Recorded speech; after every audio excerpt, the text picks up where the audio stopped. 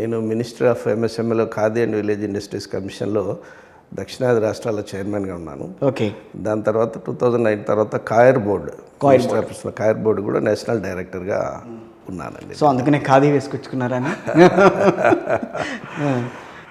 మోడీ గారి khadi for nation, khadi for ఫ్యాషన్లో okay, వారు మా బ్రాండ్ అంబాసిడర్. ఖచ్చితంగా మేము ఖాదీని ప్రోత్సహిస్తాం. ఫిషర్మెన్ అసోసియేషన్కి సంబంధించి కూడా ఆల్ ఇండియా దాంట్లో కూడా ఉన్నట్టున్నారు. అవును sir, traditional fishermens national level organisation ఉంది, దానికి నేషనల్ కన్వీనర్గా ఉంటాను. మోడీ గారు ప్రత్యేకంగా ఈ యొక్క కమ్యూనిటీని గుర్తించడం మాత్రమే కాకుండా బ్లూ రెవల్యూషన్లో భాగంగా ప్రధానమంత్రి మత్స్య యోజన అని ప్రత్యేకంగా ఈ యొక్క కమ్యూనిటీని చేశారు. ముఖ్యంగా ఆంధ్రప్రదేశ్లో సుదీర్ఘమైనటువంటి 970 కిలోమీటర్ల తీర ప్రాంతం ఉంది కదండి. వీటిలో ఉన్నటువంటి అతిపెద్ద సామాజిక వర్గాన్ని ఏ రకంగా తీసుకెళ్లాలనేటువంటి మాత్రమే కాకుండా రెవెన్యూ పాయింట్ ఆఫ్ వ్యూ ఏ రకంగా ఎంపవర్మెంట్ చేయాలనేటువంటి విషయంలో ప్రత్యేకంగా దృష్టి పెట్టారండి. అంటే మొన్న మధ్యన మత్స్యకారుల భరోసా అని చెప్పి దాంట్లో మీ పాత్ర కూడా ఉందా? వైఎస్ఆర్ కాంగ్రెస్ పార్టీ తీసుకొచ్చిన మాకు ప్రత్యేకమైనటువంటి కార్యక్రమాలు ఉన్నాయండి. ముఖ్యంగా ప్రధానమంత్రి మత్స్య యోజనతో పాటు మునిపెన్నడు లేని విధంగా దగ్గర దగ్గర 8 ఫిష్ హార్బర్లు, ఓకే, తీర ప్రాంతం మొత్తం మీద ఆంధ్రప్రదేశ్లో 8 ఫిష్ హార్బర్లు 3,000 కోట్ల మూలధనంతో స్టార్ట్ చేయడము, దానికి సంబంధించినటువంటి ఆల్రెడీ ప్రోగ్రెస్ ఉంది. అలాగే తీర ప్రాంతంలో ఉన్నటువంటి మత్స్యకారులకు ప్రత్యేకమైనటువంటి యోజనలు కూడా చేయడం కూడా భారతీయ జనతా పార్టీ ఆధ్వర్యంలో. So very much key role in the national politics ఖచ్చితంగా, కంపారిటివ్లీ విత్ అంటే ఆంధ్రప్రదేశ్ కంటే అక్కడ బాగా కీ రోల్ ఉంది మీరు అయితే. ఖచ్చితంగా అండి. పాలసీ మేకింగ్లో మినిస్టర్ ఆఫ్ టెక్స్టైల్స్ అంటే ఖాదీ సంబంధించినటువంటి దీంట్లో కానీ, సొసైటీస్ విషయంలో కానీ, ఫిషరీస్ సంబంధించిన విషయంలో కానీ కీలకమైనటువంటి పాత్ర పోషిస్తుంటారు. రైట్, మూవింగ్ ఆన్ టు మనం ఆంధ్రప్రదేశ్కి సంబంధించి చూద్దాం. ఎట్లా ఉంది రాజకీయం ఏపీలో బీజేపీకి? ఆంధ్రప్రదేశ్లో భారతీయ జనతా పార్టీ గత 4-5 సంవత్సరాలుగా సంస్థాగతంగా ముందుకెళ్తుందండి. సంస్థాగతంగా బలపడే విషయంలోనే మేము ముఖ్యంగా దృష్టి పెట్టాము. దాని యొక్క ఫలితాలు ఖచ్చితంగా రాబోయే రోజుల్లో మనకు కళ్ళ ముందే కనపడతాయి. 2014లో కూడా 19లో కూడా ఇదే చెప్పారు బీజేపీ వాళ్ళు. బీజేపీకి సంబంధించి అధ్యక్షులు మారుతున్నారు తప్పించి క్యాడరు పెరగడం అనేది కొంచెం తగ్గుతోంది. సోమిరాజు గారి నేతృత్వంలో రాష్ట్ర అధ్యక్షులైన తర్వాత ముఖ్యంగా కింది స్థాయిలో అంటే బూత్ స్థాయిలో, మండల స్థాయిలో పార్టీ యొక్క పటిష్టతతో పాటు రకరకాల మోర్చాలు అంటే యువ మోర్చా కానీ, కిసాన్ మోర్చా కానీ, మహిళా మోర్చా ఇటువంటి మీద ప్రత్యేకమైనటువంటి దృష్టి పెట్టి ప్రత్యేకమైనటువంటి కార్యక్రమాలు చేయడం ద్వారా, అలాగే సెల్స్, ఈ ఫిషర్మెన్ సెల్ కానీ, వీవర్ సెల్ కానీ, అడ్వకేట్ సెల్, ఇటువంటి 62 రకాల సెల్స్. సో ఈ సెల్స్లన్నీ చేస్తూ గత 3-4 సంవత్సరాలుగా సంఘటనాత్మకంగా భారతీయ జనతా పార్టీ కింది స్థాయి వరకు పోయిందని మాత్రం చెప్పగలం. కానీ అగెనిస్ట్ వైఎస్ఆర్ కాంగ్రెస్ పార్టీ కానీ వెళ్ళలేదు. వైఎస్ఆర్ సంబంధించినటువంటి పార్టీకి సంబంధించినంత వరకు భారతీయ జనతా పార్టీ కేంద్రానికి, రాష్ట్రానికి ఒక ఫెడరల్ సిస్టంలో ఉన్నటువంటి ఒక ఫ్రెండ్లీ వాతావరణం ఉంది, అంతేగాని రాజకీయంగా ఎటువంటి మాకు వారికి సంబంధాలు లేవండి. ప్రస్తుతం ఇప్పుడు టీడీపీతో కూడా ముందుకు వెళ్ళాలన్న ప్రయత్నం కూడా జరుగుతోంది. భారతీయ జనతా పార్టీ స్వతంత్రంగా ఎదగాలనేటువంటి ఆలోచన, ఆ ఆలోచన క్రమంలో అనేక మంది మిత్రులు వచ్చేటువంటి అవకాశం. ఎందుకంటే దేశం మొత్తం మీద కూడా నరేంద్ర మోడీ గారి యొక్క హవా సాగుతుంది, ఒక పాజిటివ్ ఓట్ బ్యాంక్ క్రియేట్ అవుతుంది. ఈ మునిపెన్నడు లేని విధంగా 70 సంవత్సరాల్లో మునిపెన్నడు లేదనగా చూస్తున్నటువంటి సంక్షేమ పథకాలు కానీ, అభివృద్ధి కానీ చూసేసి అనేకమైనటువంటి పార్టీలు మాతో కలవడానికి, మాతో రావడానికి సద్దింతపడుతున్నాం. మీరు కలుపుకోవడానికి కూడా మేము కూడా ఖచ్చితంగా రాజకీయ వ్యవస్థలో మిత్రులు వచ్చి కలుస్తామన్నప్పుడు వారందరితో కలిసి ఏకోన్ముఖంగా సాగడానికి భారతీయ జనతా పార్టీ ఎప్పుడు స్వాగతిస్తుంది. మీరు టీడీపీని కలుపుకుందాం అనుకుంటున్నారో వాళ్ళు మీ దగ్గరికి వచ్చారా? ఉన్న ఫ్యాక్ట్ ఏంటి అసలు? దీంట్లో చాలా రకాలుగా వస్తున్నారు. భారతీయ జనతా పార్టీకి ఒకరి దగ్గరికి వెళ్ళాలనేటువంటి అవసరం లేదండి. ఎందుకంటే పటిష్టమైనటువంటి నాయకత్వ గణం ఉంది జాతీయ స్థాయిలో. దానికి సంబంధించినటువంటి మా బ్రాండ్ అంబాసిడర్ నరేంద్ర మోడీ గారు ఉన్నారు. కాబట్టి మాకు వేరే ఎవరు అవసరం లేదు. కానీ సమకాలీన వ్యవస్థలో ముందుకెళ్ళే సమయంలో ఎవరైనా మీతో కలిసి పనిచేస్తామంటే రావడానికి మాత్రమే స్వాగతిస్తామండి. కానీ ఆంధ్రప్రదేశ్ విషయానికి వస్తే కనుక 2 ప్రాంతీయ పార్టీలని కలుపుకుని వెళ్దామన్న ఆలోచన, ఆ స్ట్రాటజీ ఏంటి అసలు బీజేపీది? ఈ రెండు పార్టీలను కలుపుకోవడం అనేటువంటి ఆలోచనే లేదండి అసలు. ఎందుకంటే అంటే గతంలో 2014 నుంచి 19 వరకు ప్రభుత్వంలో కూడా మీరు కీలక పాత్ర. అవునండి, అవునండి, 4.5 ఏళ్ల పాటు ఉన్నారు. ఆ తర్వాత విసిగి వేసారిపోయామని చెప్పి మళ్ళీ మీరు బయటకు వచ్చేసారు. అవునండి.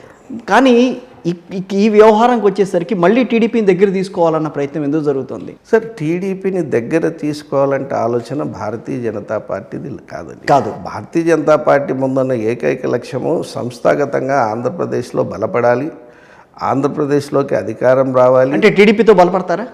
టీడీపీతో ముందుకెళ్తే టీడీపీతో బలపడతామా లేదనేటువంటిది అది ఇట్ ఈజ్ ఊహాతీతమైనటువంటి ప్రశ్న. అంటే గతంలో కూడా ఇదే రకమైన ధోరణి వెళ్ళింది బీజేపీలో. చాలామంది బీజేపీకి దగ్గరగా వచ్చారు, టీడీపీకి సంబంధించిన వాళ్ళు. కన్నా లక్ష్మీనారాయణ లాంటి వాళ్ళని మళ్ళీ మీరు పార్టీకి సంబంధించి అధ్యక్షుడిగా చేసుకున్నారు. మరి అట్లాంటప్పుడు అన్ని విషయాలన్నీ కూడా గత అనుభవాల నేపథ్యంలో మళ్ళీ ఈ రోజున టీడీపీతో మళ్ళీ ముందుకు వెళ్ళాలన్న ప్రయత్నం, లేకపోతే టీడీపీ వాళ్ళే బీజేపీతో కలుపుకుని మనం ముందుకెళ్దామన్న ఆలోచన. ఓ పక్క జనసేన కూడా ఉంది అక్కడ మీకు.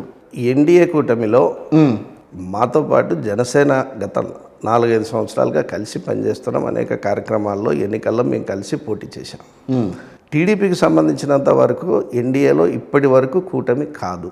ఓకే. సో వారితో ఎటువంటి మేము కలిసి ప్రయాణం కానీ, కలిసి యాక్టివిటీ కానీ, లేకుంటే సమస్యల మీద పోరాడినటువంటి ఇది మీ 5 సంవత్సరాలు ఎక్కడ చూసుకున్నటువంటి వైఎస్ఆర్సీపీ కూడా కాదు ఎన్డీఏ కూటమిలో కదా, ఖచ్చితంగా కాదు. వైఎస్ఆర్సీపీ కూడా కాదు. లేదు. వైఎస్ఆర్సీపీ ఎంతసేపు మాకి ఆంధ్రప్రదేశ్ విభజన నేపథ్యంలో ఉన్నటువంటి అనేకమైనటువంటి సమస్యలను డైరెక్ట్గా కేంద్ర ప్రభుత్వం పరిష్కరించడంలో కీలకమైనటువంటి పాత్ర పోషించింది.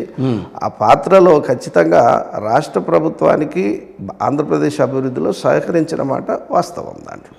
అంతేగాని పార్టీ పరంగా వారికి కొన్ని నియమాలు ఉన్నాయి, మాకు కొన్ని నియమాలు ఉన్నాయి.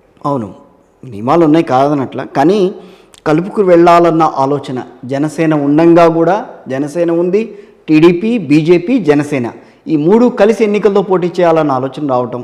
అటు పక్కన వైఎస్ఆర్సీపీనేమో మీరు మిత్రపక్షమే అని అంటారు, వాళ్ళు మాకు మిత్రులు అని అంటారు. దీన్ని ఏ కోణంలో ప్రజలు ఆలోచించాలి, వాళ్ళు ఏ రకంగా ఆలోచించుకోవాలి అసలు దీన్ని? మేము వైఎస్ఆర్ పార్టీని కేంద్ర రాష్ట్ర ప్రభుత్వాల మధ్యలో ఉన్నటువంటి సంబంధాల పరంగా చూస్తాం, కానీ ఎప్పుడు కూడా మాకు ఒక మిత్రపక్షం అనేటువంటి పదం మేము ఎప్పుడు వాడమండి. ఆ రకమైనటువంటి క్లియర్ కట్ అండర్స్టాండింగ్ ఉంది. వారి విచారధార వేరు, మా విచారధార వేరు. కానీ రాష్ట్రం యొక్క అభివృద్ధి యొక్క నేపథ్యంలో ఖచ్చితంగా మేము భుజభుజం కలిసి వారితో సహకరించి ముందుకు పనిచేస్తాం. ఓకే. తెలుగుదేశానికి సంబంధించినంత వరకు ఇప్పటి వరకు కూడా మా కేంద్ర నాయకత్వం కానీ, రాష్ట్ర నాయకత్వం కానీ తెలుగుదేశాన్ని మాతో మిత్రపక్షం కానీ మేము ప్రయత్నం చేస్తున్నామని ఎక్కడ కూడా మీరు చెప్పాల స్టేట్మెంట్ కానీ మీ నుంచి స్టేట్మెంట్ రావట్లేదు, కానీ టీడీపీ నుంచి వస్తుంది. సో ఇవన్నీ కూడా పత్రికలు కానీ, అక్కడ ఉన్నటువంటి ఔత్సాహికులు కానీ ఇస్తున్నటువంటి ఊహాగానాలు మాత్రమే. కానీ భారతీయ జనతా పార్టీ ఈ రోజు వరకు కూడా తెలుగుదేశం ఒక పార్టీగా చూస్తున్నాం, అంతేగాని ఒక మిత్రపక్షంగా కానీ లేకుంటే వారి వైపు మొగ్గు చూపేటువంటి ప్రయత్నం ఏ రోజు ఇప్పటి వరకు చేయలేదు.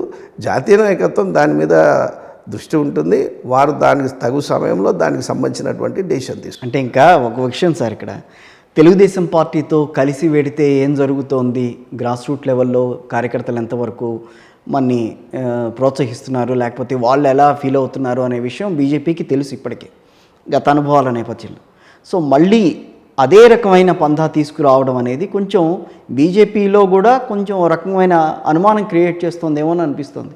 మీ అనుమానం వాస్తవం కావచ్చు, కానీ మా ముందు కేంద్ర నాయకత్వం పెట్టినటువంటి ఒక లక్ష్యం ఏదైతే ఉందో కింది స్థాయి వరకు భారతీయ జనతా పార్టీని పటిష్ట చేస్తూ, ఓకే, మీకు ఉదాహరణకు చూస్తుంటే గత 3 నెలలుగా చాలా పొలిటికల్ పార్టీస్ ఎన్నికలను దృష్టిలో పెట్టుకొని పరిగెడుతున్నాయి. కానీ భారతీయ జనతా పార్టీ ఒక వికాస్ యాత్ర పేరు మీద గ్రామానికి వెళ్ళడం కానీ, ఇప్పుడు మేము ఈ నెలలో స్టార్ట్ చేసిన గావ్ చెలో అనేటువంటి సుమారు 2 లక్షల గ్రామాలకు వెళ్ళాలనేటువంటి కార్యక్రమం కానీ, నేను కన్వీనర్గా ఉన్నటువంటి లాభార్థి సంపర్క్ యోజన అంటే బెనిఫిషరీస్ కాంటాక్ట్ ప్రోగ్రామ్ అనేటువంటిది దగ్గర ఆంధ్రప్రదేశ్లో 31 లక్షల మంది బెనిఫిషరీస్ అంటే అనేకమైనటువంటి కేంద్ర ప్రభుత్వ పథకాల ద్వారా బెనిఫిషరీస్ని డైరెక్ట్గా మా కార్యకర్తలు దగ్గర దగ్గర 40,000 మంది కార్యకర్తలు ప్రతి ఒక్క ఇంటికి వెళ్ళి వాళ్ళు కలిసేటువంటి కార్యక్రమాన్ని పెద్ద ఎత్తున మేము ఈ నెల 25 నుంచి మొదలు పెట్టబోతున్నాం. సో మా కార్యక్రమాలు మాకున్నాయి. సంస్థాగతంగా మేము కింది వరకు వెళ్ళాలి. ఖచ్చితంగా నరేంద్ర మోడీ గారి ఆధ్వర్యంలో ఆంధ్రప్రదేశ్లో కూడా భారతీయ జనతా పార్టీ జెండా ఎగరేయాలనేటువంటి కృతనిశ్చయంతో ఉన్నాము.